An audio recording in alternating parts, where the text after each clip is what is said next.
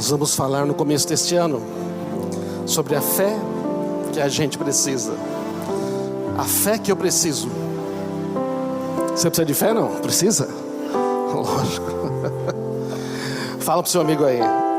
Tem uma coisa que você realmente vai precisar sempre: fé. Você vai precisar sempre de fé. E hoje nós vamos falar da fé que eu preciso para prosperar em 2018. Vamos falar de fé para outras coisas, mas eu duvido que você esteja planejando ter um ano pior. Quantos querem ter um ano pior? Eu quero ter um ano pior esse ano. Não quer um ano pior? Para você ter um ano melhor, você vai precisar primeiro de fé. Pai amado, fala conosco nesta noite. A cada coração que está aqui. Ouvimos agora o testemunho de alguém que teve fé e confiou em Ti neste ano, como muitos de nós aqui. Mas nós estamos olhando para frente, Senhor, e nós sabemos que para ter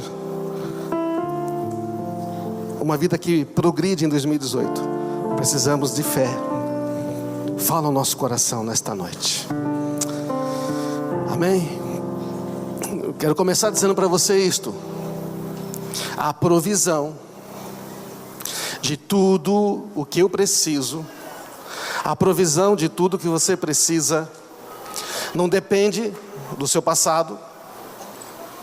Eu tive uma situação muito ruim atrás, eu tive um problema financeiro, minha família não era pobre, não tinha família. Não depende da sua inteligência, não depende dos seus dons e do seu esforço, embora seja influenciado por isso, é verdade. Porque eu não sei se você sabe, se você não trabalhar também não vai acontecer nada, amém? Está claro, não? Mas o problema é que se a gente pensar que depende a nossa prosperidade, o nosso futuro disto, nós estamos equivocados. Então a provisão de tudo que você necessita não depende, embora seja influenciado. Porque quantos já cometeram erros que não deviam? Cometeram, não? Pouca gente, deixa eu ver. Quantos já cometeram erros financeiros na vida? Eu só estou levantando o meu pé. Maravilha. Agora, você que cometeu erro financeiro na vida, quantos tiveram restituição e milagres financeiros da parte de Deus? Deixa eu ver. Muito bom. É isso aí. A Bíblia mostra que os mais prósperos e os realmente prósperos foram os que mais exerceram fé. Bom, parece uma coisa óbvia, mas na verdade você já ouviu aquela ideia, né? Deus ajuda quem cedo madruga. Não é verdade. Você faz a sua parte, Deus faz a dele. Muito bom. Qual que será que é a nossa parte? Que é o significado disso? A parte do homem Deus não faz. Eu não sei se você percebeu, mas o homem pode tão pouco, não pode tão pouco, não. Sabe qual é o nosso problema? Que nós achamos que nós podemos muito. Nós achamos que podemos fazer quase tudo e Deus, a gente consulta para ver se a opinião dele, o que ele acha. Ou então a gente chama a Deus quando a coisa não dá muito certo, né? A gente fez os planos. Eu sei que só eu que fiz isso, tá? Então eu vou contar como eu fazia. Eu fazia todos os planos, planejava tudo direitinho, dizia: Deus, faz assim, porque Deus não sabe o que Ele tem que fazer, certo, gente? Nós temos que ficar dizendo para Ele o que Ele tem que fazer. Então o Senhor faz isso, faz isso, faz isso, faz isso. Depois não dava certo, eu ficava pedindo: Deus, misericórdia, misericórdia, misericórdia. Aí eu um dia descobri que eu podia perguntar para Deus antes. Na multidão dos conselheiros há sabedoria. Agora, você pede conselho antes ou depois de tomar uma decisão? Não ouvi. Deveria pedir antes, né? Quantos já pediram conselho depois que tomaram decisão? Deixa eu ver.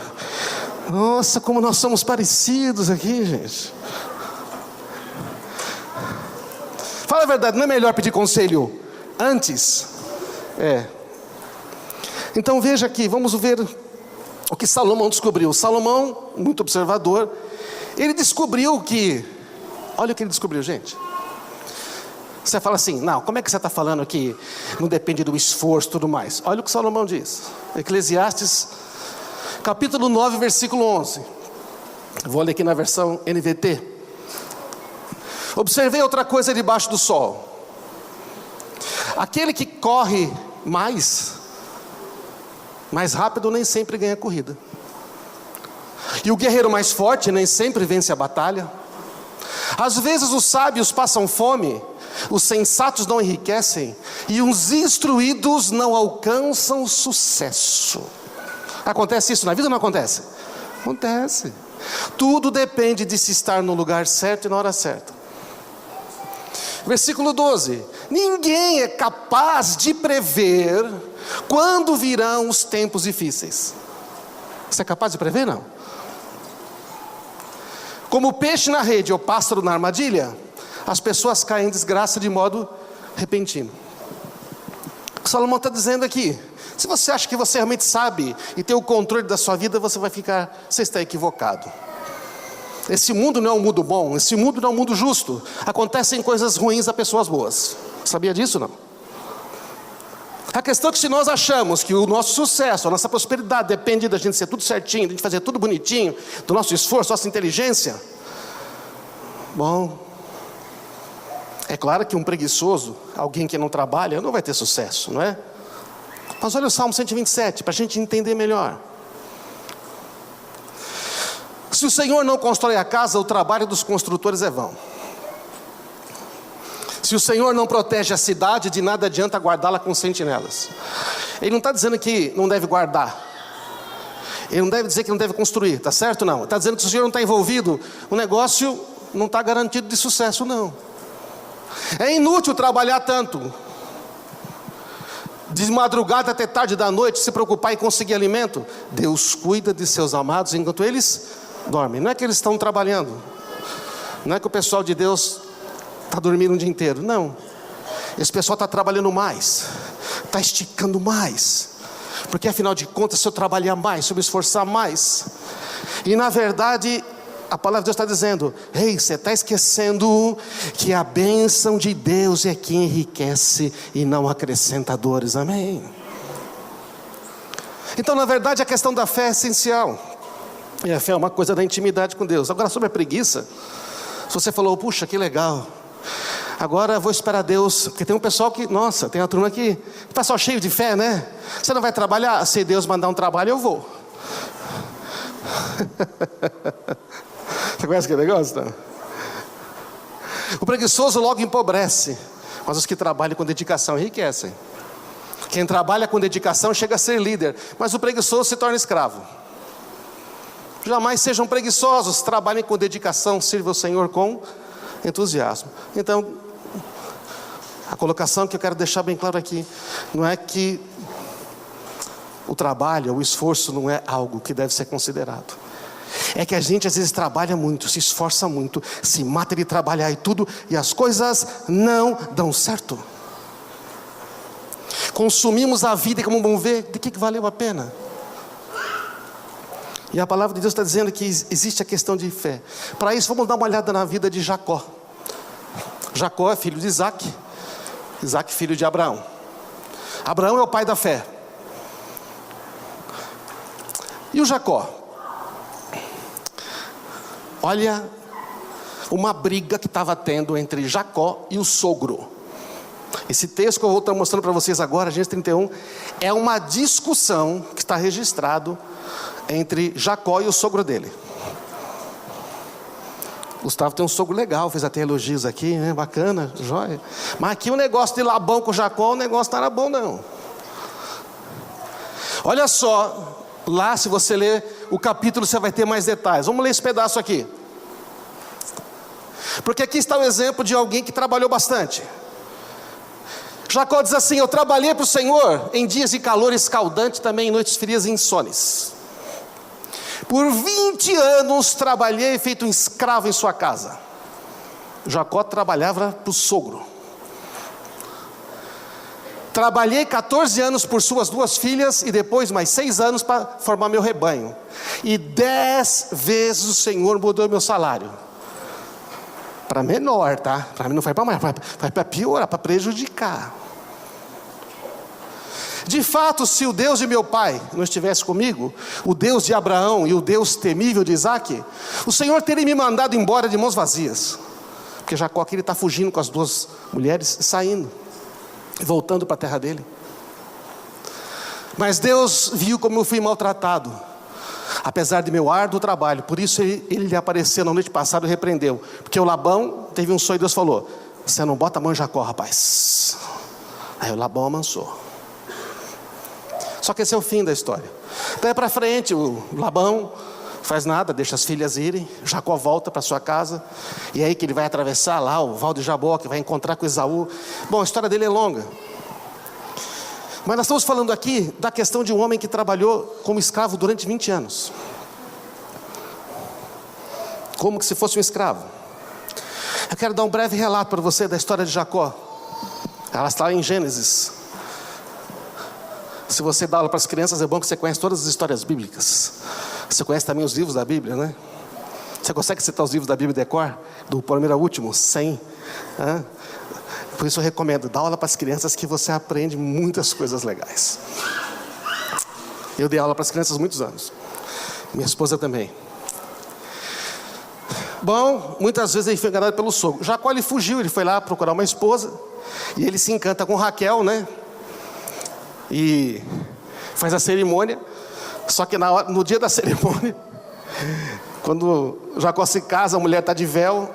Ele casou com a filha mais velha. Labão engana ele. Então, Labão só descobre depois. Jacó só descobre depois.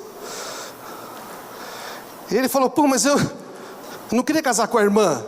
Falei: que é nosso costume aqui na terra, né? Não dá a filha mais nova antes da filha mais velha. A meta do Labão queria mesmo era explorar o Jacó. Porque o Jacó falou: eu vou trabalhar 7 anos, como eu não tenho dinheiro. Eu preciso ter dote para casar.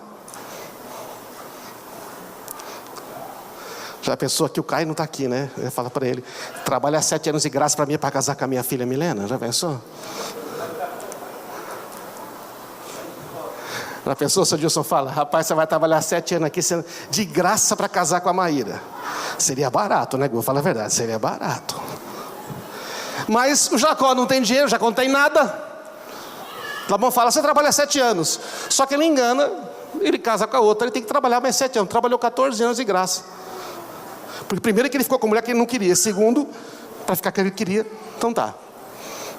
Uma mulher já enrosco. 2 já me deu. Jesus amado. Então o Jacó já tem esse trabalho. Não, mas quem acha uma esposa acha uma coisa boa. E encontrou o favor do Senhor. Amém. Graças a Deus. Então, ele está trabalhando no Prospera. Ele não está fazendo coisa errada. E aí quando chega o momento, em Gênesis 30, falou: bom, agora acabou os 14 anos, agora eu quero ganhar o meu salário. E Labão perguntou: o que você quer de salário? Falou: olha, eu quero aqui das ovelhas que você tem aqui. Eu quero as ovelhas, as pretas e as salpicadas e malhadas, que são a minoria no rebanho, minoria. Assim, toda vez que nascer um preto ou um salpicado ou molhado, você vai saber que é meu. Se nascer branco ou preto, se nascer branco, tudo mais é seu. E a maioria do rebanho é branco. E Labão falou: perfeito. O Jacó falou: graças a Deus, finalmente. Agora eu vou conseguir começar a prosperar. O Labão, o que faz? Pega os seus filhos e fala assim: vão pelo rebanho, tirem todos os pretos e malhados e vão a 3 dias de viagem. Quando o Jacó foi lá para pegar o rebanho, o que ele encontrou? Nada. Nada. Não tem salpicado nem malhado. Os filhos do Labão levaram embora. A herança dele é este: pô, vou depender do meu sogro. Ele continuou trabalhando. Só que Deus tinha falado para ele: você tem que voltar para sua casa. Você tem que voltar para outro. Eu quero que você volte a Jacó. Quero que você acerte as coisas que você deixou. Então Jacó, ele não tem nada, ele começa a exercer fé. Sabe o que Jacó faz? Falou: esse rebanho aqui, que só tem ovelha branca, e só tem bode branco, precisa começar a nascer listrado, malhado, pintado. Então Jacó pega umas varas de amendoeira, que são meio avermelhadas, risca nelas, descasca, e elas ficam tudo listradas, ele põe na frente do rebanho, onde eles bebem água, para o rebanho olhar e ver tudo listrado. É lógico que isso não faz o rebanho conceber, não é verdade? Não faz. Tem uns comentários bíblicos que dizem que era uma ideia no Oriente, se o rebanho visse, aquilo afetaria, não é verdade? Não. É mais ou menos assim, né? Você tem vontade de comer a melancia, se não comer, o seu filho nasce com cara de melancia, sabe aquele negócio todo? Então essas crenças antigas e tudo. Bom, mas Jacó olha e fala, eu creio. E acontece que, você lê o relato, começa a nascer listrado, começa a nascer malhado. E Jacó separa. E o Jacó separa. E ele começa a prosperar. Ele começa a prosperar. Então em Gênesis no capítulo 30, não é? Eu estou contando essa história para você. E lá no versículo 40, o Jacó começa a olhar e fala, Deus falou que eu vou sair daqui. Começou a exercer fé. No momento em que as ovelhas mais fortes estavam se acasalando, ele preparava aquelas varas. Ele olhava aquilo de uma maneira com fé. Ele começou a prosperar. Começou a prosperar. E ele se tornou muito rico no versículo 43. Só que isso não aconteceu. Você sabe que, não sei se você sabe, rebanhos de cabras procriam 2 vezes ao ano. Levou 6 anos esse processo, 6 anos. E aí, o Jacó já tem dinheiro, já tem recursos, já tem empregados, e Jacó decide sair. E o Labão não quer, porque o Labão quer o dinheiro. O Labão quer um escravo bom, porque o Labão ficou muito rico, gente, com Jacó trabalhando para ele. O que acontece, que está registrado em Gênesis 31, é quando ele conversa com a família dele. Quando ele conversa com a família dele, ele fala assim, Deus quer que eu volte. Eu quero explicar para vocês, eu não tinha nada, mas eu criei em Deus. E eu fiz isso lá com as varas e tudo, porque eu tinha certeza que Deus ia achar uma maneira. Se você ler Gênesis 31, versículo 7, diz assim, o seu pai, ele está falando com a Raquel e com a Lia, me enganou e mudou meu salário 10 vezes. Se ele dizia, os salpicados serão seu salário, o rebanho só dava a cria salpicada. E quando ele dizia, os listrados serão o seu salário, o rebanho inteiro dava crias listradas. Já pensou um negócio desse, gente? Certa vez, na época do acasalamento, eu tive um sonho. Vi que os bodes que se acasalavam com as cabras eram listrados, salpicados e malhados.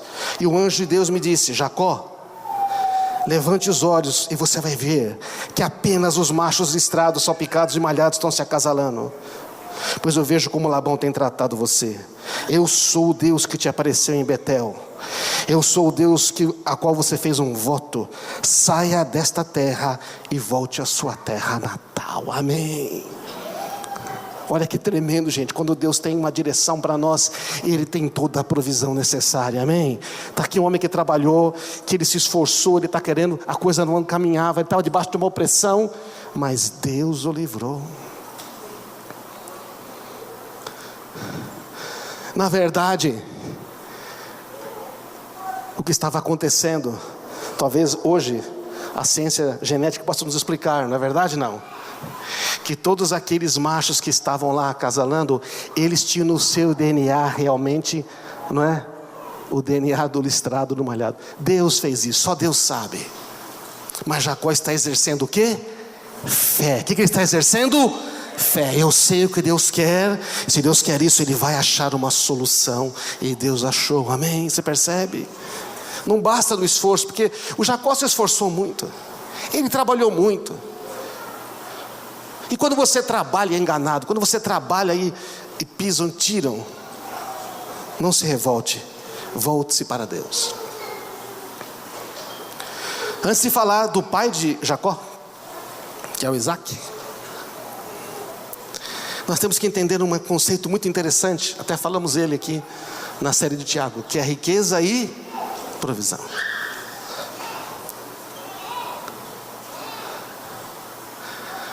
Muitas pessoas sonham em ser ricas, mas na verdade ninguém pensa em provisão. Sabe qual a diferença? Riqueza é fortuna, abundância, fartura, opulência. Riqueza realmente, não, está aí.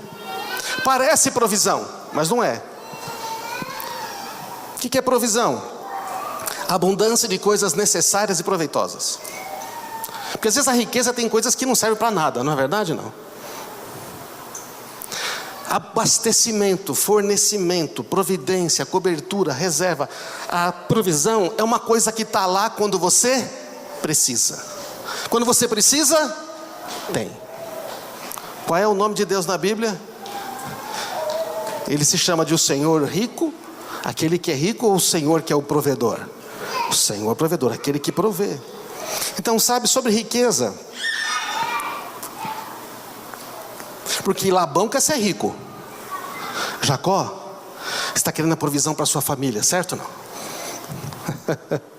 E Deus está do lado de Jacó, amém? Embora ele sofre um pouco no começo. Também Jacó deu umas pisadas na bola forte, mas Deus foi misericordioso. Provérbios 23:4: não esgote suas forças tentando ficar rico. Tenha bom senso. No original, não seja cabeça dura. As riquezas desaparecem assim que você contempla. Elas criam asas e voam como águias pelo céu. O cara que está perseguindo a riqueza é como quem está perseguindo uma coisa, quando chega, foge. Tem outro problema com as riquezas. 1 Timóteo 6:9. Os que querem ficar ricos caem em tentação. Caem em tentação.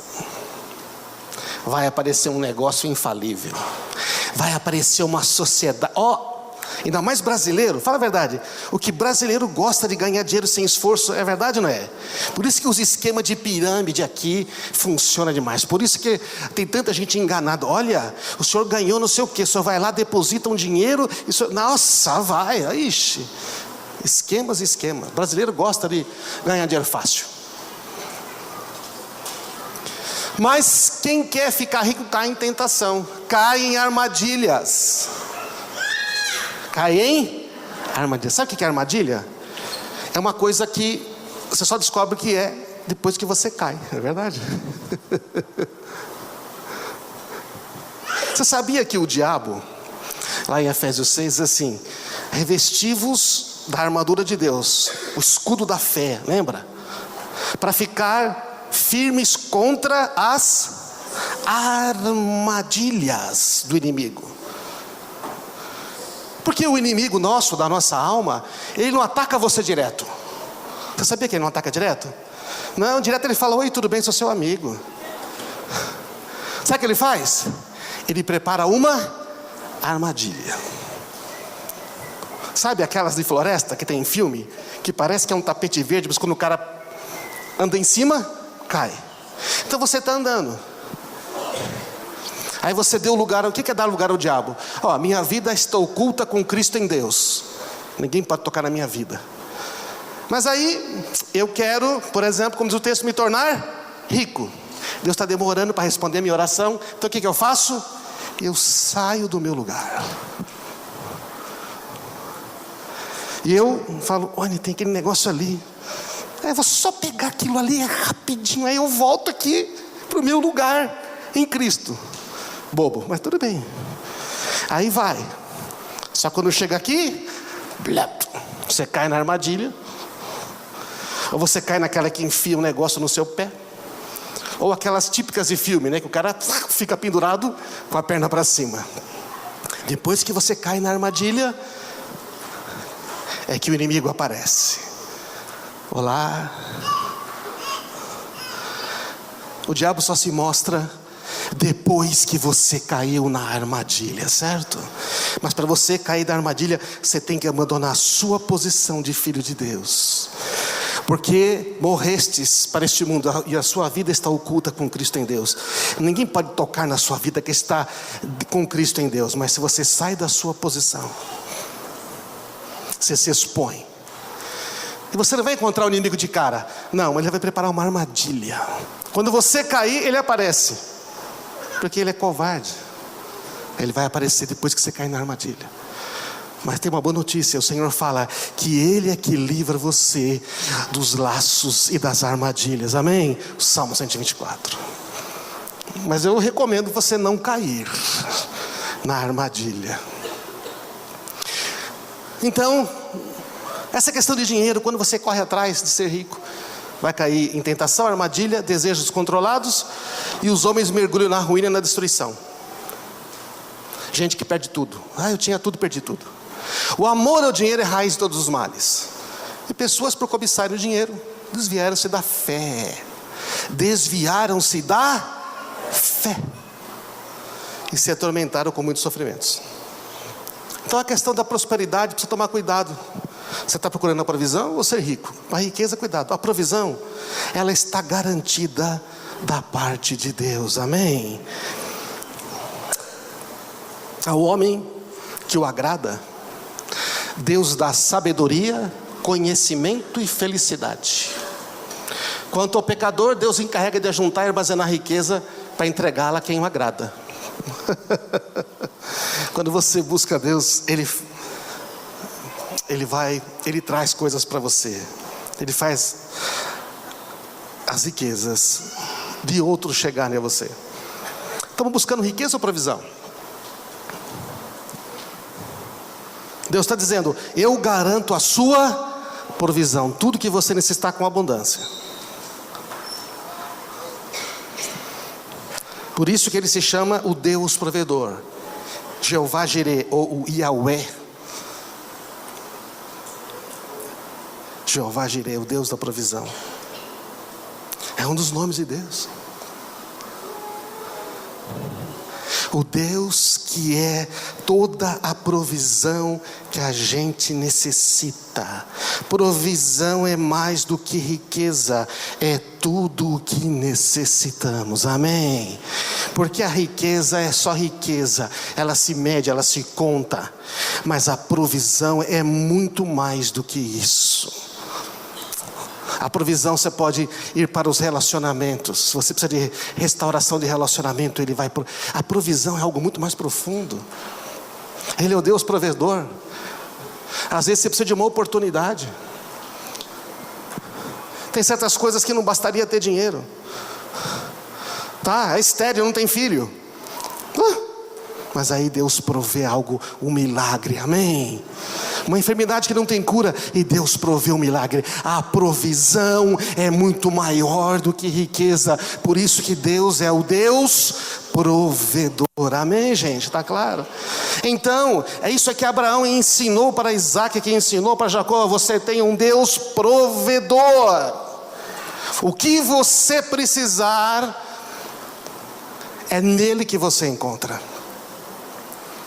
Então, quando Jacó chega nesse momento da vida, ele começa a crer. E agora, qual é o nosso problema com relação a acreditar que Deus é provedor? A gente fica olhando para trás, não fica? Mas... Ou fica olhando para os outros. Mas se isso não tivesse acontecido, era tão bom quando eu tinha aquele emprego. Se eu tivesse... 3 pontinhos, sei lá, estudado, não feito sociedade, comprado, não comprado, vendido, não sei. Gente, besteira. Não existe nada que você faça daqui por diante que vai mudar o seu passado. Amém? Não vai. Mas se você ficar olhando para o passado o tempo todo, você destrói o seu futuro. Não tem futuro. Não dá para dirigir o carro olhando pelo retrovisor. Esqueçam que se foi. Os sucessos do passado também, amém? Tem gente que fica assim, os tempos passados. Esquece também o sucesso do passado, não adianta nada agora.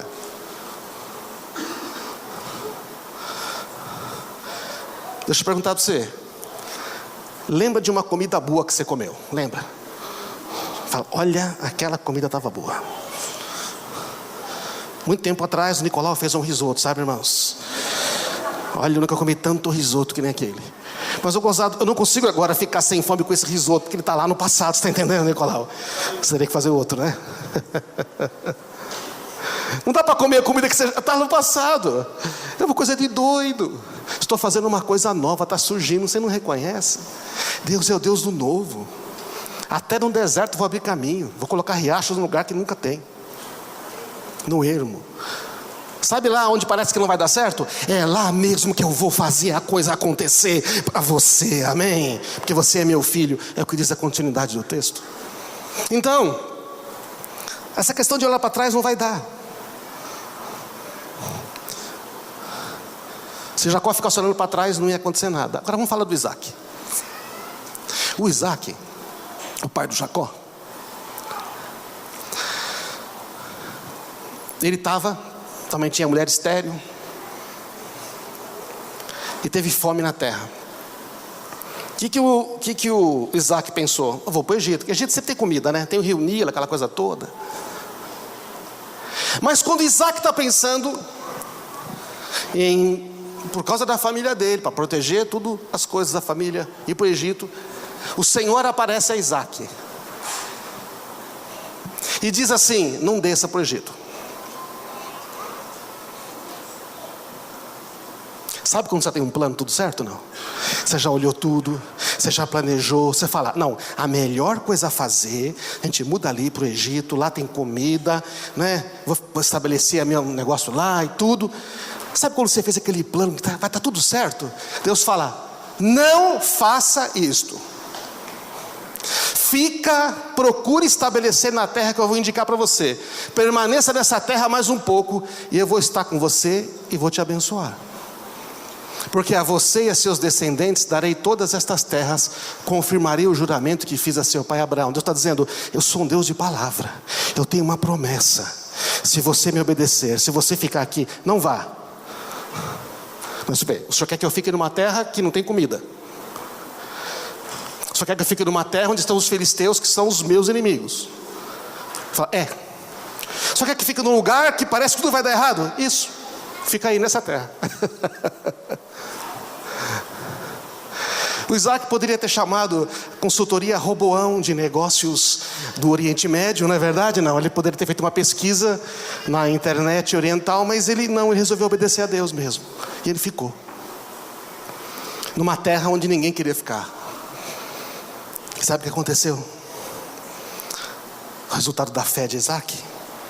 Isaac formou lavoura naquela terra, e no mesmo ano colheu 100 por 1. Cada semente ele produziu 100 vezes mais, porque o Senhor o abençoou. O homem enriqueceu. Está escrito isso aí? Não? Tá, copiei da Bíblia. Diga: o homem enriqueceu. Ele é o Deus da provisão, e o Deus da provisão fez esse homem ter toda a provisão e enriquecer. E a sua riqueza continuou a aumentar até que ficou riquíssimo. Oh, Jesus!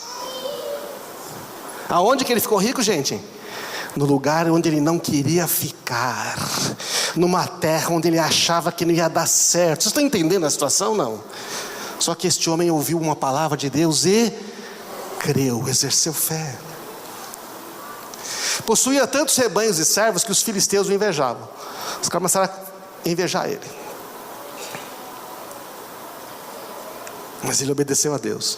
Você continua indo da história de Isaac. Eles cavam um poço, os inimigos vão lá e tapam. Eles mudam de acampamento. Falam: Senhor, a gente vai cavar poço nessa terra, não dá água. Filho, cava o poço tem água. Vem os inimigos e tampam. E agora tampou, o que você faz? Vai para lá, abre outro poço. Lá não vai ter água. Abre o poço, o que tem? Água, porque onde ele está, Deus está com ele, amém? O Deus provedor está lá com Isaac. Deus me mandou ficar aqui, a provisão está aqui. Pode cavar onde você cavar, porque vai ter água, porque Deus provedor me mandou ficar aqui, amém? E os inimigos desistiram, porque não dá. Onde esse cara põe a mão, prospera. Por quê? Porque Deus não abençoa você no lugar que você deseja estar. Deus abençoa você no lugar que Ele quer que você esteja, amém? Isso é um segredo. A gente, em vez de ficar pedindo a bênção de Deus, porque fala: Senhor, me diz onde que devo estar. Para onde devo ir? Você acha que Deus vai mandar você para um lugar seco? Se estiver seco, quando chegar lá, não vai estar mais seco, amém? Você vai plantar como Isaac e vai florescer. Amém, irmãos? Está claro? Percebe que não basta só esforço, não basta bom planejamento, é preciso você ter fé, relacionamento com Deus. Ei, a prosperidade, a verdade, a provisão vem pelo seu relacionamento de fé com Deus. Ele abençoa você no lugar que Ele quer que você esteja. E se Isaac tivesse ido para o Egito, humanamente falando, ia ter tudo certinho, ele não ia ser riquíssimo. Não ia ter inimigo também. Bom, esse é um problema nessa terra, sabe não? Prepara uma mesa na presença dos meus inimigos. Unge a minha cabeça com óleo, o meu cálice transborda. Salmo 23, porque o Senhor é o meu pastor.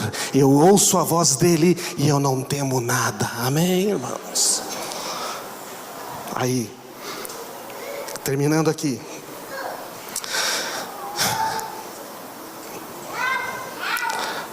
No lugar que você mesmo escolhe estar, você mesmo tem que procurar a provisão. É uma canseira, né? Trabalho duro. No lugar que Deus manda você estar, a provisão vem correndo até você. E isso quando ela não chega antes. Porque um navio provisionado já tem tudo que precisa para a viagem, certo ou não? Um exército provisionado já tem tudo o que precisa para o combate. Sabe, nós precisamos ansiar pela provisão de Deus. E a provisão de Deus depende de você ouvir a voz dEle. E aí? Deus me dá o que eu preciso porque eu mereço? Ou porque tenho fé?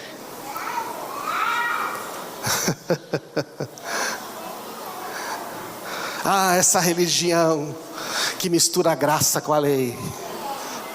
Você vê um irmão lá com dificuldade, fala: você não está orando, né? Você vê uma pessoa com dificuldade, já fala assim: não está lendo a Bíblia, né? Está indo na igreja, Deus não te abençoa. Para, quem é você para julgar os outros? Amém? Para. O Senhor falou assim: você está com dificuldade, né? Como é que eu posso ajudar você? Aí isso é cristianismo, amém, irmãos? Porque nem sempre as coisas dão certo para nós, os seres humanos, amém? E não dá para explicar. Pastor, o que acontece isso? Eu vou dizer para você: não faço a mínima ideia. O que você faz? Faça o que a Bíblia manda.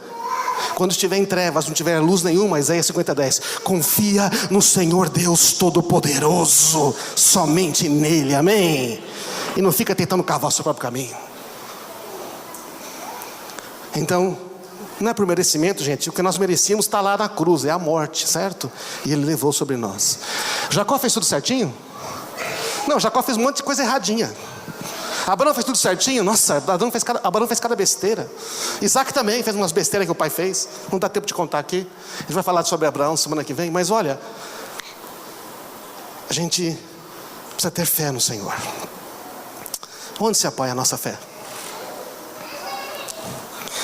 A fé se apoia, irmãos, em quem Deus é. Em quem Deus é. A fé não se apoia no que você faz. Se a fé depende do que você faz, a fé não se apoia em quem Deus é, no caráter de Deus. Ele é íntegro, Ele é o Deus que não pode mentir, Ele é o Deus que não volta atrás na sua palavra, Ele é o Deus que honra as suas promessas, Ele é um Deus de aliança. É porque Ele ama você, amém? O Senhor é o meu pastor, por isso nada me faltará, porque Ele é o meu provedor. Fé em quem Ele é, não depende das minhas obras. O que eu faço? Eu me rendo diante dEle. Falo: Senhor, eu não sei o que é melhor, posso achar o que é, mas eu quero os teus caminhos. Ele fala: nós vamos ter que passar pelo vale da sombra da morte, mas eu vou estar com você. Como é que eu faço? Ouve a minha voz e me segue. Quem me ouve não andará em trevas, mas verá a luz da vida.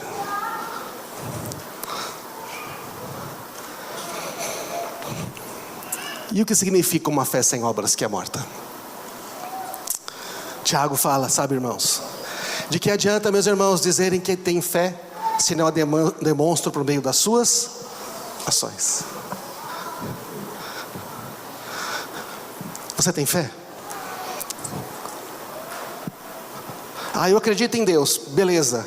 Os diabos também acreditam, os capeta tudo acredita em Deus. Você já está na fé dos capeta, tá beleza. Você confia totalmente a sua vida nas mãos dele, a ponto de obedecer a ele tranquilamente? Opa, isso é fé. Fé é você colocar uma criança aqui, você fica aqui e fala, pula, o que ela faz? Ela pula. Se é uma criança maior, vai dizer, você vai me segurar mesmo? Fé é se abandonar nos braços de Deus. Se eu digo que tenho fé em Deus, mas não obedeço o que Ele diz, a minha fé é morta. É uma fé que não tem resultado. Se você diz que tem fé em Deus, mas quando Deus fala uma coisa você não faz, esta fé é morta. Jesus não é o seu Senhor, Ele é o seu consultor. Você pergunta, se você concordar, você faz. Não é Senhor.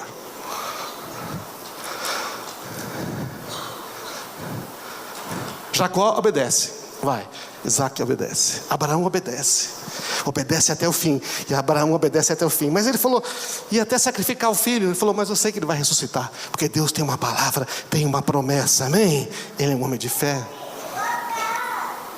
A fé que não obedece a Deus não é fé. Quem tem sido provedor na minha vida? Eu mesmo? Ei, quem você acha que é o provedor da sua vida? Você? Seu esforço? Sua capacidade? Quer dizer que eu não tenho que me esforçar, fazer curso para melhor? Lógico que tem.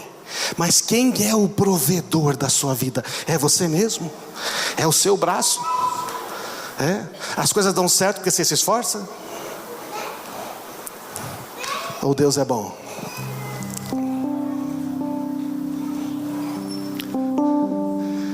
Minha fé em Deus é visível nas minhas atitudes, nas minhas palavras e ações. É fácil.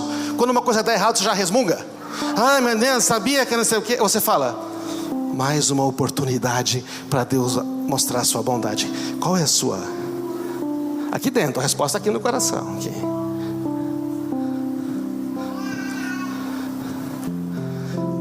Deus já fez milagre na sua vida? Já operou coisas impossíveis? Quantos Deus já operou alguma coisa impossível na vida? Amém? E agora quando você precisa de novo, por que você fica tão ansioso? Não pode olhar para esse milagre e falar, se Deus fez aquilo, ou só tem direito a 3? Deus não é gênio da lâmpada, gente, sabia? Não, eu já gastei meus 3 desejos com Deus. Para. Ele é o Deus provedor, amém? E o provedor responde a tudo, a saúde, a alegria, lidar com problemas com as pessoas. Ele é muito mais do que o dinheiro.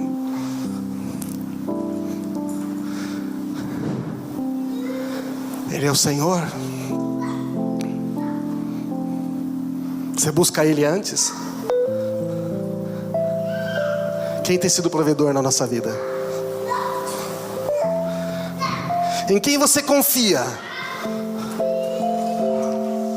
É lógico que você vai trabalhar. Deus não. Mas quem que vai abrir essa oportunidade? Quem que vai criar os caminhos no deserto? Quem que vai fazer as coisas acontecerem no tempo certo e na hora certa, como diz no começo da mensagem? Nem sempre os mais valentes vencem.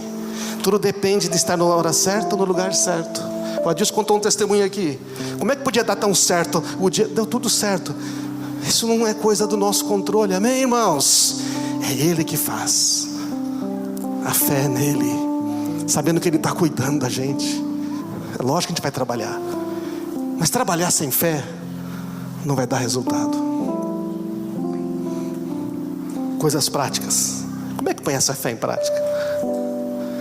Honra a Deus em primeiro lugar com as suas finanças.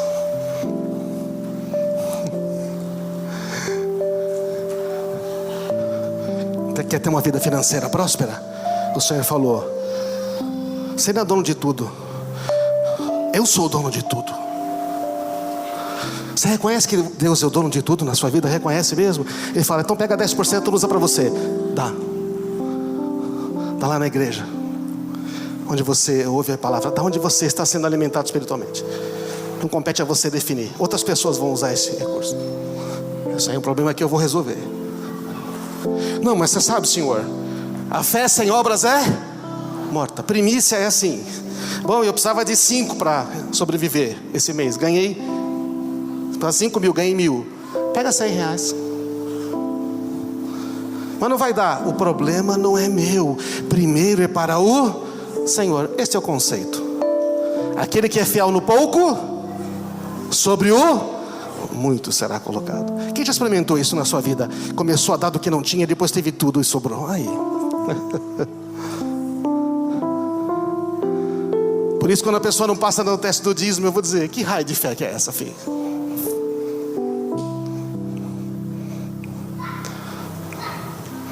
Buscar a direção de Deus sobre o resto. O problema, na verdade, não está com os 10%, sabe? Está com os outros 90% que a gente não pede direção para Deus. É verdade ou não é?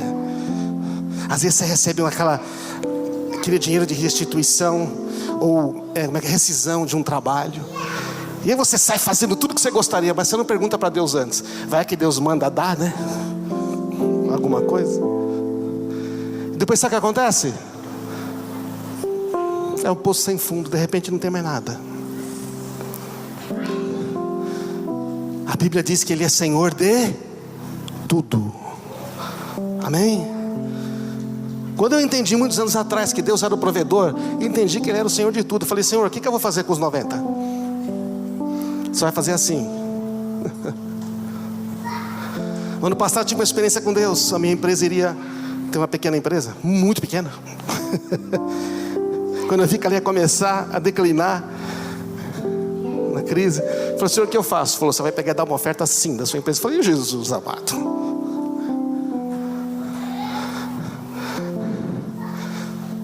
Eu falei, tá bom. Olha, irmãos, eu fui fazendo cheque todo mês. E Deus é bom, amém. E Deus é bom. Ouvi toda a prova. Você ficou rico? Não. Mas o contar para o seu que Deus fez nesse ano, ainda não vou contar. Pastor contar testemunho, o pessoal fala, não, você é pastor, deixa pra lá. Ele é Senhor de tudo. E seja generoso. Seja generoso. Sabe como deu super necessidade das pessoas? Através das pessoas. Ele não faz chover dinheiro do céu. Ele podia. Ele faz multiplicar pão. Ele faz fazer cada coisa. Ele faz aparecer gente do nada e te ajuda. Vamos ficar de pé.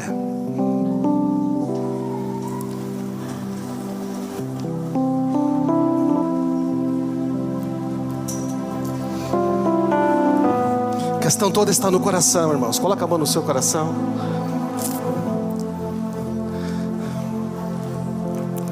Contei a história aqui de Jacó, que usou fé. Ele ouviu a Deus e teve fé, e Deus operou um milagre. Quando era de um jeito, prosperava. Quando mudava, prosperava do mesmo jeito.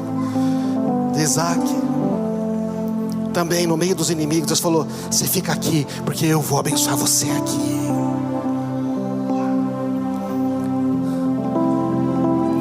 Então, se nós seguirmos a direção de Deus, aonde Ele guiar você, lá está a provisão, amém? Não é preciso se desesperar, não é preciso ficar ansioso, é preciso ficar perto dEle, perto de Deus.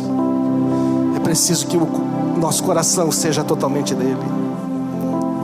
A prática da fé é muito simples. Começa consagrando tudo que você tem a Deus. Comece a honrar a Ele com a primeira parte da sua renda. A primeira parte da sua renda é dele. Faz este teste de fé, porque Ele diz, e provai-me nisso, não vou abrir as janelas dos céus e derramar a maior abastança, toda a provisão necessária. Depois peça direção pelo resto. Você vai ver isso multiplicar poderosamente, porque era isso que faziam estes homens de Deus. E depois não deixe de ser generoso com as pessoas. Se Deus pedir para você dar para alguém, você dá. Para abençoar alguém, você abençoe. Dá e ser-vos-á dado. Boa medida, recalcada, sacudida, transbordante.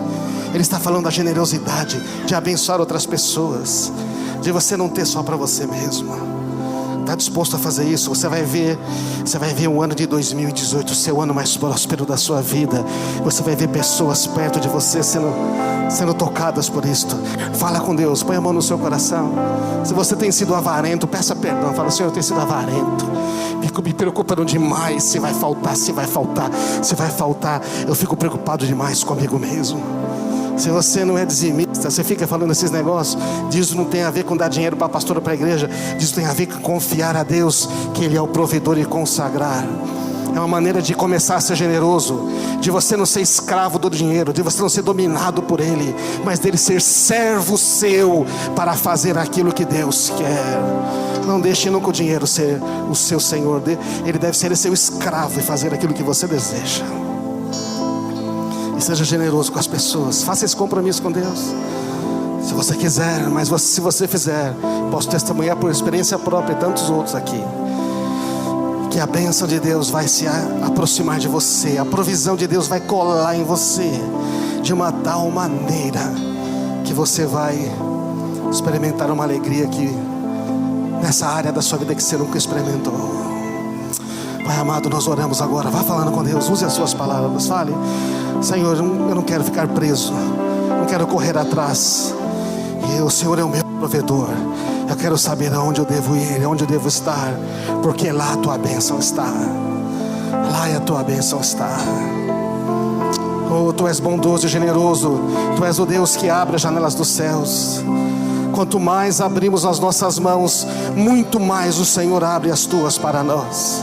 E eu quero orar por esses irmãos nesta manhã, por esses amigos que estão aqui, Senhor. Aqueles que ainda que estavam confiando em si mesmos, mas que a partir de hoje estão confiando em Ti, Senhor.